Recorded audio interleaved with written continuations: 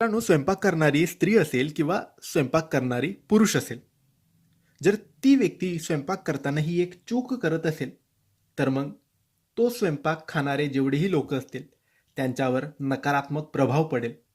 ही चूक कोणती?